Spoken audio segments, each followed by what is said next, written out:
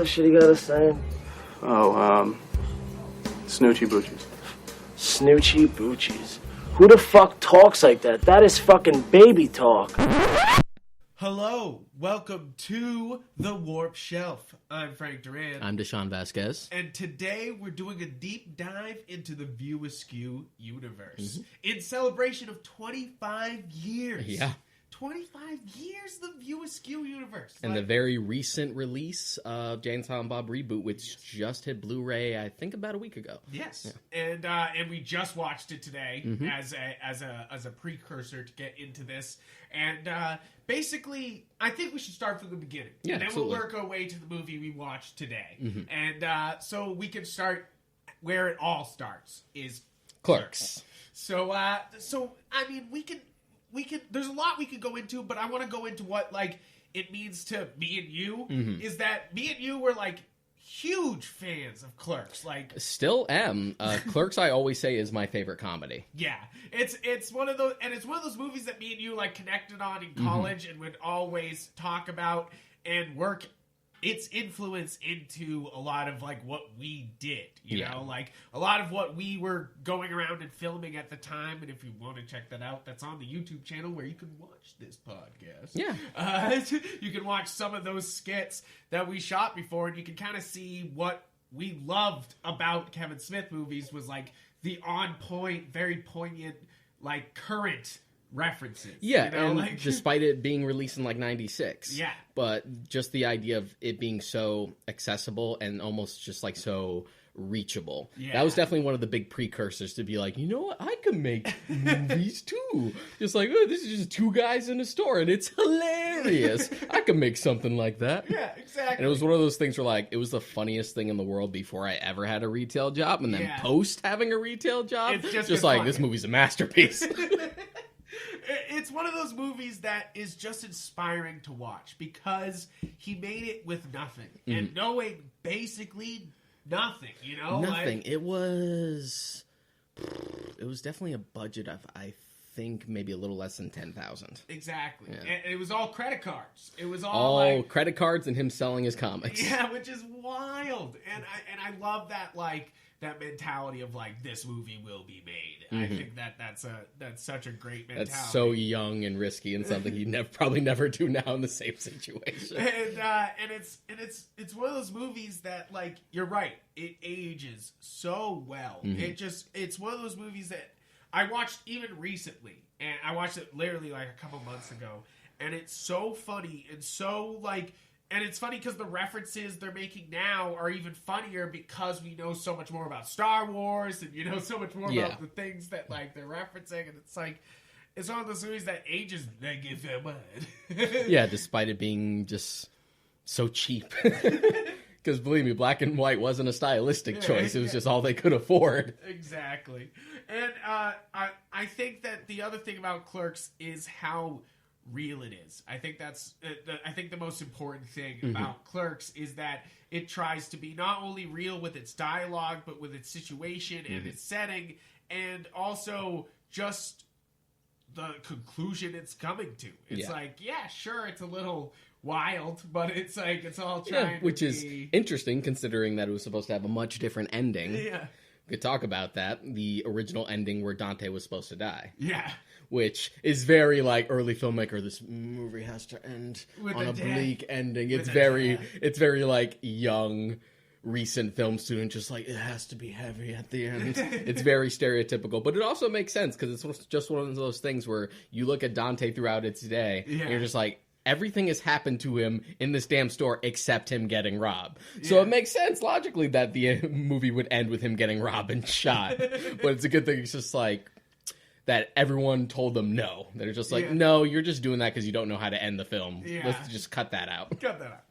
And I think that's what's also great about this film is it's the basis of the rest of the View Askewniverse is that the love and commitment that all these people have grew into such a giant thing, you know, that's still going on 25 years later, you know, and that's what's so special about this movie in particular is that not only is it inspiring to us, I feel like it was inspiring to them to just strive for everything that Kevin Smith or Muse ever wanted. He certainly like put everything on the line. I remember him making a joke, I think it was actually for one of the commentary tracks for Clerks, where he said, if this movie didn't do well, I probably may have just paid off those credit card debts if none of this worked out. Yeah, or right. I'd still be paying for them now. Exactly. It was one of those situations where it was do or die, and it worked, which is an amazing thing, and it's something that I love about the movie is that you can feel the love and the attention that was put into this film, and like what he's able to bring, and it's only the taste, and then you start to watch the rest of the View Askew or any Kevin Smith film, and then you get so much more. Yeah. One of my personal favorite things about Clerks is the beginnings and also just the crazy people in the store. That's always my favorite bits. Because it is certainly a little exaggerated, but also so close to home just how dumb customers can be. It is hilarious, just these situations that they put themselves in, and just the fact that it's able to just be so honest and blunt. It's just like, God, we hate these people. And it summed up pretty well, and just like the ultimate Randall Crowe is like, this job would be great if it wasn't for the fucking customers. Exactly. And I mean, it's really one of those things that I can't wait for more. The minute I watched that movie, I was like, oh shoot, I have to watch more of whatever is after is this. Next. Yeah. So that's a good segue. Yeah. So the next one up is somewhat controversial, I would say. Kind of splits people. It's Mallrats. Mallrats? Yeah. I mean, Mallrats is fun. And it is. Is basically it. I can certainly see why critics hated it when it came out and why they give him so much shit for it. And I don't really argue with people if they say they don't like it, if like that's the one that doesn't really resonate with them, because it is sort of just an attempt at like an R-rated sitcom from the 90s, and some of it sort of falls flat, but it is fun for the most part, and it has a bunch of references that certainly speak to me, especially back at a time when that would have come out. We would have never have had like specific. No one would make comic book jokes. Yeah, no jokes about. It's like no one was making jokes about bags and boards and trying to meet Stan Lee. This was pre MCU, son. It's true though. Like this is an era where Marvel was bankrupt. And Stan Lee was just like trying to get out there and make the comics happen. Yeah, like this huge part, huger than like any of the Marvel movies have done, because it's always just a brief cameo. Yeah. Just all these references and jokes, and just the fact that it was the start of an interconnected cinematic universe before the term cinematic universe existed. Like Mallrats takes place the day before Clerks. Yeah, you're like, whoa. You're like, all right. Just like, and characters carry over. We're starting to meet characters that were just like briefly mentioned on the side, and they eventually come in some movie. You're like, this is interesting. And it's funny how the whole series sort of tackles different kinds of comedy. Yeah. With Clerks, it's very sort of observational, very grounded, and then Mallrats goes into more like sitcom-ish stuff. Yeah. Yeah. Yeah, and it's interesting because it just keeps going, he keeps trying to tackle different genres of comedy. Yeah. And different genres in general. I think that's one of the things I admire most about Kevin Smith is he just looks at a genre he loves and goes, I have an idea. Absolutely. I have an idea and let's go for that. I would say the biggest contribution Mallrats made is probably that it gave us Jason Lee. Yeah, yes, absolutely. Because, like or hate Mallrats, everyone loves Jason Lee. Everyone's just like, I love Brody, though. Yeah. Brody's the best. I think Mallrats also, I immediately always think of them swinging through the mall on like the line, very like Batman, all the jokes. They make a Superman joke, they make a Batman joke. That was the first like sprinkle of more, say like slapstick shenanigans. Yeah. That was like a taste of it. Then when we would get to the Jay and Silent Bob Solo movies later, then it would just go full on slapstick. Yeah, absolutely. So next up is Chasing Amy. Chasing Amy. Which is this is the crowning jewel. Absolutely. I would say. This and Dogma are usually considered the two best. Yeah, it's like I love Dogma more because I'm Catholic, so the jokes make me laugh harder. Like, you know, like it's one of those things where I like it tickles a funny bone that like, you know, like that not many other films can tickle, you know, like not many other films are like, I was born Catholic, but haha, fuck them. Like, and you're just hilarious. Like, hey. Yeah. So you know, like it's I definitely love Chasing Amy. I think it's where he tried. It's like he tried to tackle so much here. Yeah, right? Absolutely. And again, it was fairly progressive for its time, and there are certainly aspects of it that are sort of like dated or considered problematic for today's standards. But at the time, it was an interesting subject. Yeah. One of those things where it's sort of that schlocky concept of just like, it's about a guy who falls in love with a lesbian. Just like, oh, what's gonna happen here? But then it actually sort of peels the skin and shows you what's underneath. And at the end of the day, it becomes less about that. And it becomes more about male insecurity. Yeah. With like the whole relationship between Holden and Banky. And you're just like, it sort of baits you with like the trashier concept and then takes you somewhere else. Exactly. I think that's what's most. I think it's one of the more effective things about that movie is that it really is a raw betrayal of these relationships. You know, and Kevin Smith somehow can just like. It's like he was able to be real in Clerks, but in like a ha way, and in Chasing Amy, he's able to be real in like a oh shit. Yeah, and way, Chasing Amy is still plenty funny, but when it takes the time to like wind down, it really winds down. Like it certainly has the most bleakest in comparison of all the endings. True. Where it's just like, that's life. That's life. Sorry. And it was definitely a response to like the way, because the fallout from Mallrats definitely got to him. Yeah. And I think so. He wanted to like, he's like, okay, let's dial it back. Let's go a little back to basics, tell something a little more personal. And he had made the joke that everyone kept saying, he's like, you have all this like sentimental crap in Clerks and Mallrats or like this romance. Why don't you just stop trying to hide it and just make a straight up romantic movie? And that's where we veer into more of a romantic comedy, which this is a romantic comedy unlike what you would typically find in the genre, especially for back then. Exactly, like in the time when you've got Mail, and you know, like in movies like that, you're like, thank you for reminding me that exists. Yes, Tom Hanks and Meg Ryan being like, yes, email, AOL. That's a complicated movie. I feel like that's a movie where you're like, where you were saying like troublesome things about like current. Like you know, like with Chasing Amy, stuff that just hasn't aged well.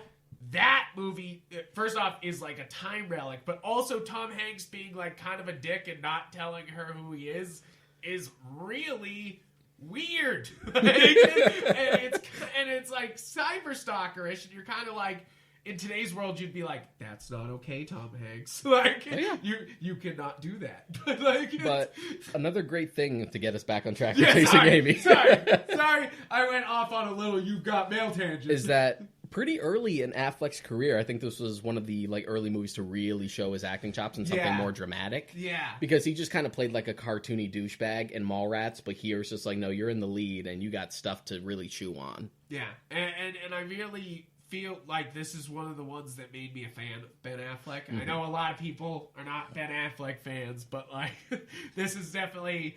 I was not a huge. What's the one with Matt Damon and him?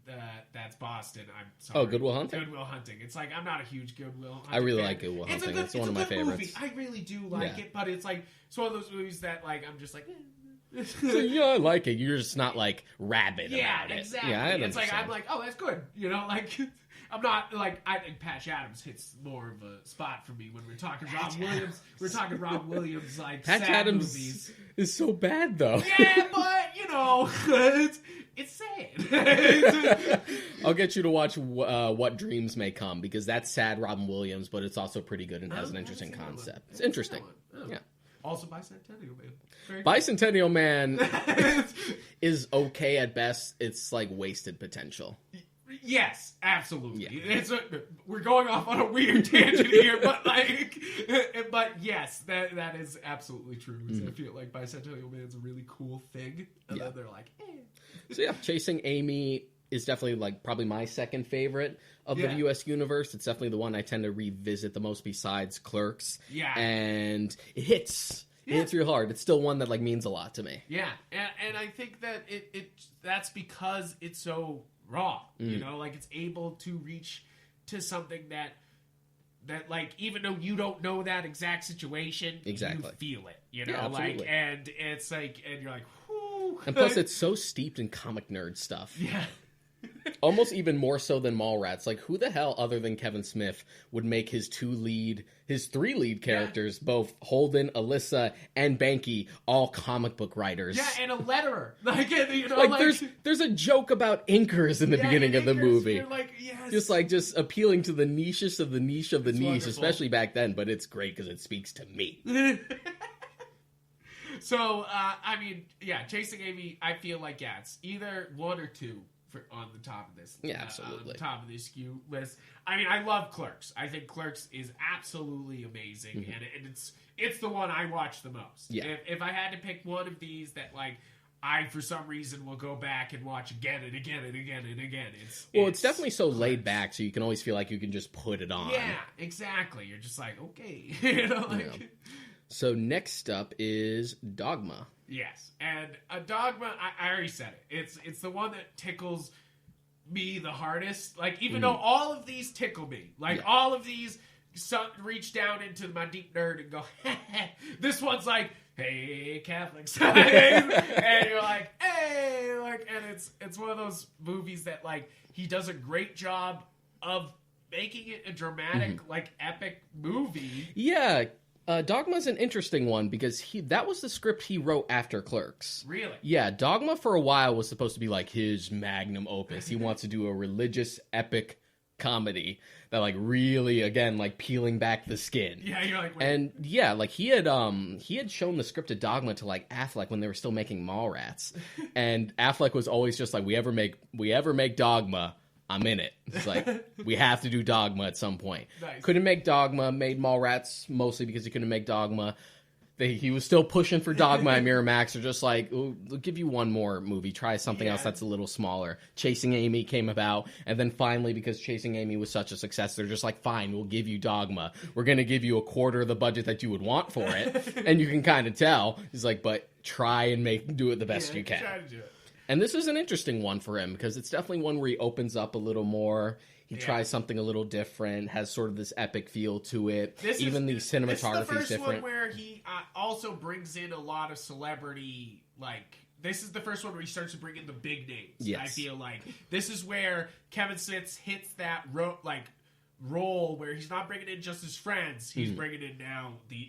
famous friends, you know, like, and that's one of those staples of his movies that he carries forever. Yeah, the fact that like George Carlin's in it and Chris Rock is in it, who at that time was huge. Yeah, and Severus Snape. Don't forget Alan Rickman. Alan Rickman. Don't forget Alan Rickman. That's the other reason why this movie is one of my favorites. Alan Rickman is fan-fucking-tastic in this movie. He's such a sarcastic twit, and just like I would just wish I could see him play the Metatron in anything. Right. Exactly. It's like, oh man, it's one of those movies where you're like, I miss out. Yeah, it's nice to see him have fun since he tended to be like typecast as like villainous characters, like in anything post Die Hard.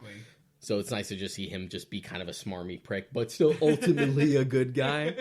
And I mean, this was also like the first one that was like shot on wide because Miramax forced him not to use the same cinematographer that he had for the first 3 movies. They're just like, no, not again. Get a real cinematographer for this one this time. He's just like, oh, okay, fine. Good. And you can tell because it definitely like looks the best out of those films thus far. Exactly. It's the highest budget. It's but the biggest production. You see like the very comic book influence. Oh, yeah. Especially with the end where they're just kind of all standing around. Like, you know, like... I don't know why, but something about the way, like, they're all just standing around talking instead of beating each other up feels super comic booky, you know? Like, it just... And just the feels sort very of, like, Justice League. twists and the idea of, like, dogma is that no one religion is right. It's sort of a mix and a hodgepodge, and we've gotten certain things right depending on the religion, but it's really a bunch of things, like Loki being the angel of death, despite being, like, from Norse mythology, stuff like that. And it's almost very kind of Neil Gaiman-y, which makes sense because he loves Neil Gaiman. And he actually thanks Neil Gaiman in the credits for Dogma. It's just like, thank you to these like comic book writers who like gave me sort of the influence for a movie like this. Yeah, That's it's great. Awesome. That's beautiful because it's one of those movies that not only makes me laugh, but like you said, that little like the whole thing at the end where he's trying to tell you this big lesson. It speaks, you know, like it's not only just like a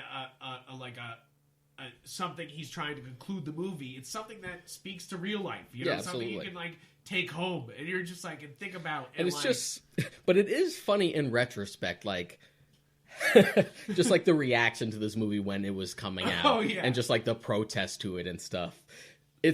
It was funny then. It's funnier now in retrospect when you look at a movie like Dogma and you're just like, why did people get mad at this? As Kevin Smith put it, like this movie has a rubber poop monster in it. Like, what are you so mad what are you so mad about? Try not to take it too damn seriously. and like that's really it, and that's why I love his story about. And I'm sure you could watch any. He did it live several times, but he talks about how he joined a protest of his own movie just to mess around. Yeah, they were like filming the night news, and they came over, and it's Kevin Smith in the and this film was also one of the bigger showcases for Matt Damon and Ben Affleck. Yeah, exactly. This was because this was filmed like more or less before and after and during Good Will Hunting. Yeah, like they had they actually won the Oscar for Good Will Hunting for Best Screenplay, and then like the next day had to come back on set to finish the rest of Dogma. Like it was around the same time. It was super interesting. That's and crazy. Kevin Smith and Scott Mosier were one of the people that helped Good Will Hunting get off the ground. Really? Yeah. Wow. Like they're listed as producers for it. Wow, I didn't know like that. they were the ones who were just like, yeah, we love Ben, we love Matt. They have this script. She's like, yeah, but they're never gonna make it. We're just like two unknown actors. Which is hilarious to think about now. Right. Yeah, and Kevin Smith and Scott Mosier were the two ones who kind of really pushed it at Miramax to be like, no, we got something here. Yeah, exactly. And then Miramax takes off forever. Yeah, absolutely. Because of these movies, you know? Like, yeah, it's interesting. It's sort of, it is sort of what built the house. Yeah. Because Miramax was all about just low budget sort of indie fare. And then as the movies get bigger, it's sort of almost a parallel to just how Miramax got bigger. As those films got bigger, then they started to broaden out. Yeah, exactly. And it's really something that, like, I feel like Dogma is my favorite of these because it's raw, it's funny, and I feel like Kevin Smith is really showing how good of a director he is. Yeah, and he has definitely something to say. Yeah. I remember a buddy of ours, you remember Charlie Evans? Yes. Not really a big Kevin Smith fan. Yeah. He's just like, I like Clerks, but that's for them. It's like, I like Clerks and I like Dogma. That's about it. It's just like, I don't really care for just how like self-referential he is and like how big the View Askewniverse keeps going. He's like, it's just kind of the same old thing. But he's just like, but Dogma, that one I felt like I got. Like he had really something to say. And I think that says a lot. Yeah, I think because him and I would always get into arguments all the time. It's just like, no, Kevin Smith is great. It's like, no, Kevin Smith's not that great, dude. And yes, if that wasn't clear from the beginning of this podcast, we both believe Kevin Smith is great. Like, I love... As influence, it's interesting. Influence into film, influence as podcasters, too. It's one of those things that, like, he not only, like, influenced me to be like, hey, I can write and direct and shoot stuff myself. It was like he also made me be like, why am I not recording a podcast? You know, like it was one of those things where like you listen to him and you're like, why am I not doing this? You know, like, and that's how we did Real Books Don't Have Batman back in the day. That's because every one of his podcasts would always be like, everyone should make a podcast. It's great. It's fun. It's good therapy. Just get your stuff out there. So he was always super supportive from all the way over there. All the way over there. And definitely, and I think back then he liked a tweet we put out about Real Books. Yeah, I remember, or something like that. So we good buds. We good buds. We know each other. We know each other. We're having dinner with him tomorrow. It's gonna be great. And definitely one of those directors that, like, if I'm naming my top 5, it's like he's in there. Like, like he all of a sudden slips in, like it's like I'm naming like those typical, like, you're like, yeah, absolutely. He's definitely always in my tops too. Even though like not every film he's made is good.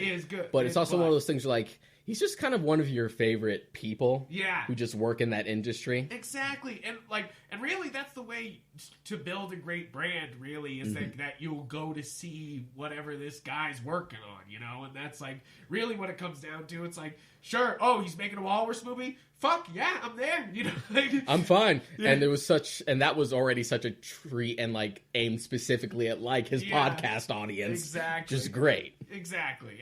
And that's not the View Askewniverse, but it's definitely one of those movies that like I love Tusk, even though it's like trashy, like in a way, like in a way it's like I mean, I guess you could say that about all the View Askew films. Like, you could consider these films a little trashy, but like in a way, that's I part love of that. Yeah, like, but that's part of the fun. That's kind of it, you know. Like, is that he's doing these things that's kind of amazing, Like, and that's a great transition into Jay and Silent Bob Strike Back because that's the next one.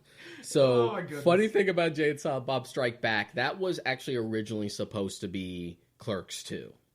He had written a script for Clerks 2, couldn't get it off the ground, probably because he couldn't convince Jeff Anderson to come back at the time.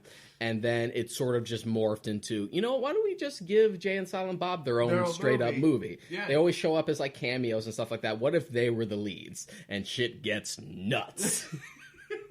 And that movie is nuts. Like, there's no other way to put it. That movie is, like, off the wall the entire time. And it's so fucking meta. Yeah, it's so meta. And it's also one of those films that just feels like if Scooby-Doo all of a sudden became like a live action like thing as they ran around, you know, like just like the continued but adventures. It's not the shitty live action movies. Exactly. Whoa. Sean Gunn wrote those movies. James Gunn. You've already lost. I've already lost. Sorry, I lost this argument, but those movies got away from him. Yes, definitely. But it's interesting because in a world pre-MCU, this is a big sort of crossover event that references all the previous movies up until this point, because this at first was supposed to be the end of the View Askewniverse. Yeah, it's supposed to stop everything. So like everyone's coming back. Characters from Mallrats come back, characters from Dogma, characters from Chasing Amy, everything sort of ties together. And it sort of ends on that note. It's to the point where the post-credit scene is God showing up and closing the View Askewniverse book. Yeah. He's like, but that wasn't the end. No. But yeah, big, slapsticky. It's like Mallrats, but dialed to 11. Yeah, the reason why I say Scooby-Doo is because of the slapstick. It's like, it feels like every scene is like... But it also feels like it has more focus and consistency than Mallrats. Yes. Where it doesn't fall as flat in certain places. It doesn't feel as awkward. Yeah, it's like, I feel like with Mallrats, sometimes you'll look away, but like this is a straight-up comedy where you're like laughing at the jokes, Yeah, like, and it tackles everything from just making fun of his own movies to being super meta, like Ben Affleck and... Jason Lee playing two different characters. Yeah, right. Like Affleck gets to play himself, but he also gets to play Holden from Chasing Amy. Jason Lee is playing Brody from Mallrats, and he later plays Banky from Chasing Amy Returning. And it's one of those things where if you hadn't watched the other movies, you'd be like, so lost, which is hilarious because Strikes Back was the first one I'd ever seen. I think I was That was the first one you That ever was saw? the first one I had ever seen. What? Yeah, it was just on because I went to my cousin's house and they had the DVD and they just put it on. I'm just like, I don't know what's happening, but this is hilarious. And then years later, I would watch Clerks and be like, oh, this is a whole thing. And then by the time I got to revisit Strikes Back, I'm like, oh, all the pieces are connecting together. That's why Affleck wild. shows up twice playing two different characters. That's wild. why Jason Lee shows up twice playing two different characters. Because I saw Clerks first. I definitely saw Clerks first, and like that, and that's really funny that you saw The Strikes Back first. The exact wrong one to watch right. first. It's like Because- one of the. It would be like watching the reboot. Like Yeah, that would be even worse because that's really just like That's self-referential. like- If you haven't seen Kevin Smith's other work, you would not care. You would be like, what? Like, So yeah, it was supposed to be a big bombastic conclusion, and if it would have stopped there, it would have been fine. yeah, but it's a fun movie. It's not exactly a good one, I would say, but it makes me laugh. Yeah, it's funny. Like it's funny as hell. Like It's you know, like- interesting. That was another one that was sort of panned by critics. yeah. Interestingly enough, Roger Ebert actually had a blast with it. Yeah? Yeah. Roger Ebert always sort of had like a soft spot for like Kevin Smith. Kevin Smith, yeah. So he actually, I think he gave like Strikes Back like a thumbs up. It's just one of those things like where if you appreciate his other body of work, you would appreciate. you would appreciate that. And he's just like, it's as simple as that. And it really is as simple as that. So then after that, Smith made Jersey Girl, which isn't a part of the View Askewniverse. Yep. That was a huge like bomb. So what came out next? Jersey Girl. Jersey Girl. Yes. Not a part of the View Askewniverse, but it was part of the It reason he did feels- Clerks too. The ripples of Jersey Girl. Ripples. Yes. I feel like that's the problem with Jersey Girl is it ripples through Kevin Smith's life. Yeah, and, which is like, so interesting because like Jersey Girl's not a good movie, but it's such like it's just a mediocre film that Yeah. you would just forget about. It's just one of those things where like, I find it funny that people just hate Jersey Girl so freaking much. Just like no, it's just kind of a forgettable. Yeah, people hate Jersey Girl more than Cop Out. Like, Yeah. I feel like Kevin Smith doesn't forgive himself for Cop Out, but like barely anybody even saw Cop Out. But I feel like a lot of people went into Jersey Girl and then were like, whoa. Just like, yeah, Jersey Girl is just kind of a super cliche, generic movie about a father and his daughter. Yeah. That's it. Just like there have been a million of those. Why was this one the one just like, nah? And I think This is enough. it's just one of those things. Just like I thought you were growing, Kevin Smith. So after that had tanked, he originally was supposed to do the Green Hornet film. Yes, Yeah. yes. Which I still want. They're talking about a new Green Hornet film, and if they don't talk to Kevin Smith, they're wrong. And You so know, like- eventually he's just like, you know what? I don't really think it's for me. He's like, I think I want to try something different. And then despite him saying that like Jay and Silent Bob Strike Back was it, he said, you know what? I think I have something to say for a Clerks 2. yeah, So it was apparently a much different script than the original one that he wrote that ended up being Jay and Silent Bob Strike Back. And he made the whole documentary about it, Back to the Well, which is an interesting watch. yeah. He felt like he had something to say, and I think that's permeated in Clerks 2 because it definitely goes into some like deeper, rawer stuff than the original one does. Definitely. I feel like it's constantly trying to say something instead of like letting funny things happen to the characters in Clerks 1. Clerks 2 was like something happens, I'm going to say something about it. Yeah, Like- I mean, it's essentially Dante and Randall being an angel and a devil on Kevin Smith's Yep. shoulder. Like, Dante's the side who keeps arguing, like, I have to get out of Jersey. I just want to start this new life in Florida. I need to leave all this bullshit behind. Yeah. And Randall just being like, dude, some of that bullshit meant a lot to us growing up. There's really nothing wrong with that. Yeah. And that's why I feel like Clerks 2 has a soft spot for me, is that it really is trying to say a lot. Yeah. And like, Is it as good as the first one? I would say no.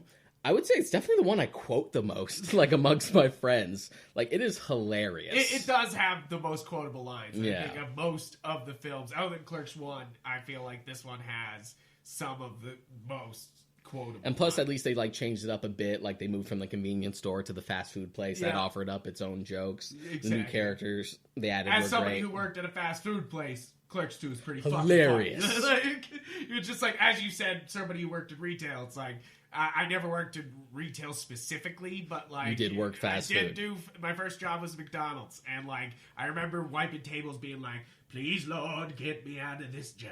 Please, Lord, get me out of this And job. it's- And I think they even like do that in that movie where he's like wiping tables, saying stuff to himself, and you're like, yeah, that's what it feels like. Yeah, absolutely. And it's one of those things where I could honestly, like, Dante and Randall like mean so much to me as characters, and they're so relatable to me that I could just keep watching them. Anytime they would even have like a cameo, like their brief cameo in Strikes Back, like was great. Yeah, exactly. And I just love seeing those characters return for anything. Yeah, exactly. Even in Reboot, where it's not even that big of a role, it's like there he is. You know, like you're like, yeah, like you're like let's see him. Love you guys. Love you guys. But I think Clerks 2 is also a very colorful film. You know, like in comparability to all his other films, it's really bright. I don't know Which is why. interesting because it has like this aesthetic where like the colors are all like saturated and stuff. I think yellow whenever I think that I think of that movie. I think yellow and purple definitely. And purple because which they're wearing the uniforms and like that's the movie's and the movie colors. stuff. But it's like Dogma starts being bright. And then, and of course, Mallrats is bright, but like I feel like the real saturation comes in Clerks 2, and it's like interesting funny because it's black and white to like Clerks 2, which is like color, you know, like. And they do open and end the film on black and white, which is also a great touch. Yeah, great touch. To like bring it full circle. And the interesting is thing is that they brought back the same cinematographer from his first 3 movies back to do Clerks 2. See, that's so awesome. You compare Clerks 1 to Clerks 2 in terms of cinematography, you're just like, oh, haven't you grown? Yeah, right? You're like, good job, dude. Yeah. Like, definitely. So what comes after Clerks 2? After Clerks 2 is Jay and Silent Bob Reboot, but there is some sort of like supplementary ancillary content in between that. Let's talk about that. So the first thing is the Clerks animated series. Yes, which I have only seen the animated scene, the lost scene, and I think the first episode. Yeah. So I can't talk about it fully, so Deshaun? I've seen it all. I mean, it's only 6 episodes, so there's really not much to watch. It's funny. Yeah. Like, it's really good. Even people who don't like Kevin Smith kind of look back at Clerks the animated series, is like, you know, if this had the real chance to like stick around, this could have been something, because this was really clever. Yeah. Despite it being a Clerks animated series and the fact that it was on UPN, so it couldn't afford to be too explicit. Yeah. That they felt that working in those confines made them be a little more creative. Yeah. And it's a really funny show. And it's one he's tried to bring back a few times. Yeah. He tried to bring it back as like another season. He tried to make an animated movie that never got made. But they have the what's the animated movie? Super Groovy cartoon movie. Super Groovy and that cartoon was movie. done more with the same artist who did all the Smodcast like shorts and stuff like that. Yes. Which we've seen. That one's great. It's ridiculous. It's up to the same par as like Jay and Silent Bob Strike Back. Yeah. Just like really low brawl was super slapsticky and ridiculous. But the animation, you know, you gotta give it to the guy. It's like, it's really cool that he went from being like making these animated like podcast things, and then went on to be hired by them, and then go on to make a whole movie about it. You know, like absolutely. That's the spirit of the. That sounds stupid, but it's the spirit of Kevin Smith. You know, like is to be like, take young filmmaker, make great filmmaker. You know, like and I love that stuff. You know, like so after Clerks 2, his career sort of like he starts trying different things. Yes. After Clerks 2, he did Zack and Miri Make a Porno. Yes. Which is also hilarious. Very funny. Very fucking funny. Definitely makes me like one of the funniest. And then after that was when he really started to experiment, because he did Red State and Tusk, which is a double whammy and a half. So Red State, it's like Red State's up there with Dogma and Chasing Amy for me for his best movies. Not View Askew, obviously, because I was saying just his general filmography. Just his general filmography, like. Red State's amazing. Red State's one of those movies that made me be like, "Damn," you know, I just wasn't expecting what I went into, you know. Even though I listened to him talk about it on the podcast for so long, you know, like I would listen. I used to listen a lot more to his podcasts, and like back then, I remember listening about Red State, and then like seeing it, I was still like, "Damn, this is a crazy movie." Like, it really takes it places, you know. Like, so after that, he started to experiment more. But he had always said at the end of Clerks 2, because he sort of already contradicted the fact that the View Askewniverse was ending after he made something after Strikes Back. So he said, you know what? I never say never. I would like to maybe make a Clerks 3 somewhere in my like 40s or 50s, just to give enough time to see. It might be interesting to see these two bozos again. And Jay and Silent Bob Reboot, history repeats itself. He tried to make Clerks 3. It ended up becoming Jay and Silent Bob Reboot because he couldn't make Clerks 3. That's wild. And it's hilarious. Just like after Jay and Silent Bob Strike Back actually came out, he eventually could make Clerks 2. after Reboot, I guess Clerks 3 is back on the table Really? again. Jeez. Because I guess he finally convinced Anderson to come back. Because it was like pulling teeth for him to even come back for Clerks 2. Yeah. Not that he dislikes being in the movies or working with Kevin Smith, but Jeff Anderson has always said that, who plays Randall. Yeah. He had always said that Clerks was lightning in a bottle, and he doesn't want to sort of tarnish that. Yeah. So he said making a sequel to Clerks 2 could have very easily been really bad. Oh yeah, definitely. It could have been way worse. You know, like it's like that's the great thing about Clerks 2 is that it could have been really bad. So he's always felt like, can't we just leave well enough alone? But then Kevin Smith's just like, yeah, but I have something to say, Jeff. Please, come on. And just kind of ropes him in. So Jay and Silent Bob Reboot, direct sequel to Strikes Back again. So we're on to the shenanigans again. I mean, you just watched it. I watched it earlier. Yeah, no, okay, so this movie made me laugh a lot. Yeah. I was actually really surprised. Like, it's like, it's just as wacky as Jay and Silent Bob Strike Back, but I think in a more refined way, in a way. Like, this seems more, like, it seems like it gets it more. I don't know why. Would it say, seems like a more streamlined movie. I think it might just be the budget. Yeah, like... Because he didn't have the Miramax money like he did back then. Yeah. Like this one, he had to sort of like, for the most part, fund himself. That's why you see a million logos at the beginning. Yeah. And then Saban came in. Like, it definitely is a lower budget than Strikes Back would have been in the day. Yeah. So, and I feel like the constraints is what helped him. And it really does. I feel like this is like, it's definitely one of it's where, like, in the line of wacky Jay and Silent Bob stuff, when we're talking Strikes Back, the animated movie, and there's a bunch of different things, you know, that is just like wacky Jay and Silent Bob inventions, you know, like, it's like, this is definitely one of the more streamlined and actually heartfelt ones that he's got going on. Like, it's not really a spoiler because everyone knew that Affleck came back for this. Yeah. The entire scene involving him caught me off guard. Yeah. Because it really kind of hit. Yeah. Especially since... Like, I didn't expect to see him. Yeah. But then, more so, I didn't expect it to be more than like, hey, Batfleck's great. Whoop!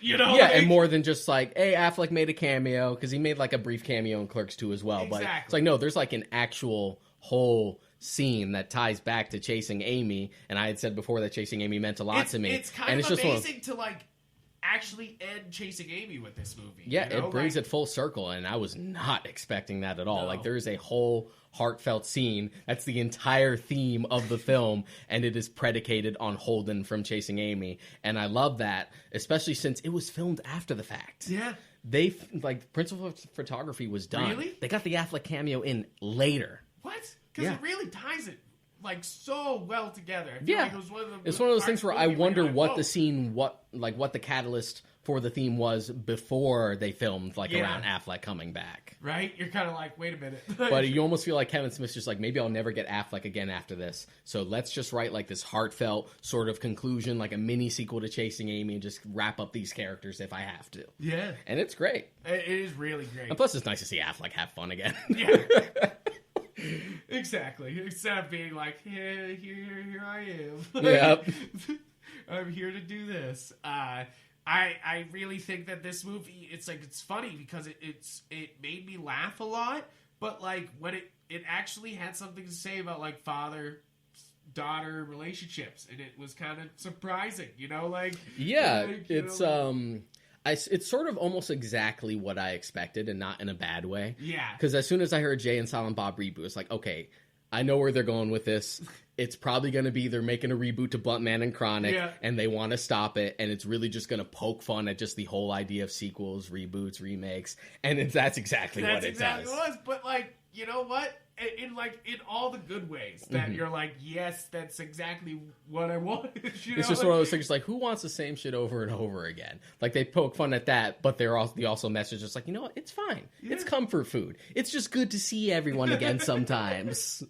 Exactly. And I feel like that's what's so great about this movie is that he not only is he dealing with his almost dying in this movie, I feel like he also deals with the growing up of his daughter, you know, like and it's like like when we were talking about Mallrats not being like, you know, not connecting enough, it's like I feel like that growth where he finds that his movies need to like connect on a deeper level. Yeah. And you know, like, and all movies after that have been that, except for Silent Bob Strike Back. That's just kind of like just kind of silly, just kind of a celebration. It has some good stuff going on, but like it's not exactly saying something raw, and that's something that like Kevin Smith is really great at. Mm-hmm. You know, like not only in his movies but his podcasts. You know, he's able to like get down to something deeper all the time. And you're like, absolutely. You're like, you always take it back. Like, it's interesting. I do want to bring this up, even though it hasn't happened. yeah, Just because we were talking about Tusk earlier. yeah, Fun fact, Tusk was originally sort of planned as sort of like a connected, not so connected trilogy. In Yeah. the same way that the View Askewniverse was. It was supposed to be Tusk, Yoga Hosers. Those two have been made. And then Moose Jaws. Moose Jaws, Which Kevin Smith describes as Jaws, but with a moose. Which sounds like everything I'd want to watch. But the interesting thing about it is that he also said he was considering putting Jay and Silent Bob in it. yeah. Which would retroactively make Tusk and Yoga Hosers a part of the View Askewniverse. But Moose Jaws has never come out. yeah. So far, nothing. Nothing. And Yoga Hosers, it's funny because it feels so much like a View Askew movie. Absolutely. But it's in the same universe as the Tusk movies. So you're kind of like, it's funny that Kevin Smith started this like separate universe, you know, like to do these It's very ridiculous comic book genre. where like sometimes the tone is completely different. One time it's just about these two guys in a store, and then the other ones it's about fighting renegade angels and saving the universe from being erased. It's just like, okay, All right. these are all All right. these are all the same universe. And the other thing I gotta say about Reboot is that, he really flexes all the celebrities coming in. Like, he definitely says it in the movie. He kind of guilts everybody into being in the movie because he almost died. Yeah. Like, but it's like it's kind of a Super Smashers Ultimate moment. You're like, everyone is here, like, and you're like, oh, yep, this is Super Smash Brothers Ultimate, the movie, like, for the View Askew universe, you know, like, they even dropped the whole cast of Clerks in one scene, you know, like, and it's definitely, I would feel maybe it's fundamental flaws that more so than I think any other movie in the View Askewniverse, this one really banks on you appreciating the movies beforehand. Yeah, it really does. Like, there's really, it I don't banks think on you knowing that, like, what's the there might be references certain going on. gags that you'd like find funny just for general comedy's sake, but if you have no appreciation for like the films leading up to it, this isn't really going to do much for you. And that was pretty much how the critical reception was. Just like, yeah, if you like these movies, you'll like these movies. It's as simple as that.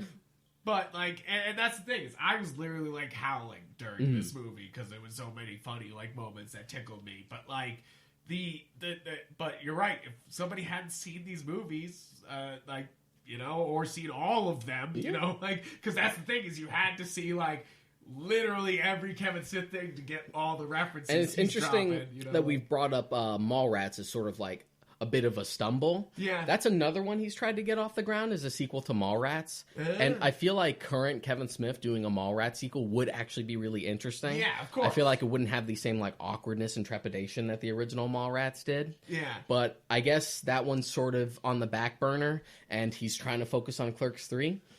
According to him, he got Anderson to come back for it, like this time. There you go. And apparently from what he said, it will sort of parallel his real life struggles with a heart attack. Oh, interesting. And I'm like, for the Clerks characters, I'm like, oh, you guys, you're going, it just comes back to, I want to see more raw stuff. Yeah, I want to see more raw. Yeah. Yeah, that's the thing, is I also, like, that's the thing, is I want more of that. So, yeah, like, if he's saying Clerks 3, I'm there. If you know, he does like, a Clerks 3, I'll be glad, especially if you want to go a little more serious with it. Yeah. And it would be a good palate cleanser and to ground yourself, just like Clerks 2 was for Strikes Back. It's just all parallels. Exactly. And, like, and it was, the other thing about Reboot is it's one of those things where he was kind of like, for a while there, he's like, I don't know if I want to, you know, like, it was before Tusk, he was like, I don't know if I want to keep making movies. Yeah. You know, like, and I love Tusk strictly for getting him back into the movie making, but Reboot is great because it's getting back into the View Askew, you know? Like, it's like, finally, him being like, okay, I could do this again, you know? Like, and that's the number one thing that if I know Kevin Smith wouldn't listen to this episode, but like if I ever had something to say to him, it would be like, please just keep doing it, you know, like because it's like there's the what he's doing and how he grows as an artist is so inspiring to me that it's like it's so cool to see those stumbling, those like the moving forward, the learning, the like the rawness of it, you know, like of not only just his movies, but like of how he puts out, how he feels about his stuff. How his career is shifted from just sort of an indie filmmaker to a big proponent of podcasting at a time where podcasting wasn't as huge as it was now, or as it is now, and to directing like television pilots, to directing episodes of The Flash and Supergirl. Yeah. So he's kind of all over the map. Yeah, exactly, and I love that. Like I love to see that he's just grown into like, yeah, let's do it. You know, like, you know, like because that's what it should be. Is that Kevin Smith deserves to do whatever the fuck he wants because he's put in the actual filmmaking hours. You know, like, and I feel like that those are the filmmakers I love who put in those like those long pushes into their movies and really like make them, you know, like that's why I'm a big Godzilla fan. It's like you see these fake sets, these like they like that these miniatures, but they built them, you know, like something about like that somebody had to like spend hours and hours and hours building these tiny sets just so we could blow it up is one of my favorite things about you can sort of empathize with just the sheer passion of it, and you can feel it. Just like, yeah, it's cheesy. He's like, but I can feel the love, god damn it. Exactly. And that's one of those things that, like, sure, there's some bad movies out there. There are B movies, but I love them because you could feel the love of filmmaking in them, you know? Like, you could feel it, you know? Like, you could feel that they pushed for this, you know? Like, and that's one of my favorite things about Kevin Smith is, like, you feel like all the movies are something he pushed forward. Something he wanted and he made happen. And that's really great. Yeah. Like, so, basically, I mean... Should we sum up the View Askew? Like, basically, like... I mean, it was the MCU before the MCU was cool. Yeah, exactly. And it's funny, it tackles different genres of comedy, and it doesn't mean a lot to everyone, but the people it does mean something to, means a lot. It sticks with you. Exactly. I think that's what's so great about it is that it can stick with you. It can be like, hey, you're still thinking about this. You know, like, again, if he makes Clerks 3, I'm there. Yeah, it's as simple as that. Exactly. So, guys, thank you so much for listening in. Thank you for listening to our deep dive into the View Askew universe. If we missed something, if you feel like we should talk about something, comment on our Facebook, this podcast episode, wherever you're listening into. Which at this point is pretty much everywhere. Pretty much everywhere. Or comment on the YouTube page. You know, like this is going to be up on YouTube and all that. So please subscribe, comment, and, you know, follow and give a listen. And please, you know, check out the other episodes. We're now we're pretty deep now. Like, yeah, like it's really getting going. we're back on track for you Real Books Don't Have Batman listeners on there. She's like, we're back, we promise. We promise. This is not a fluke. This is happening weekly, every week. Tune in, same bat channel. Wait, we can't say that. Wait, we can't say that. That's how we ended before. Next time. Just next time. Thank you guys, and adios.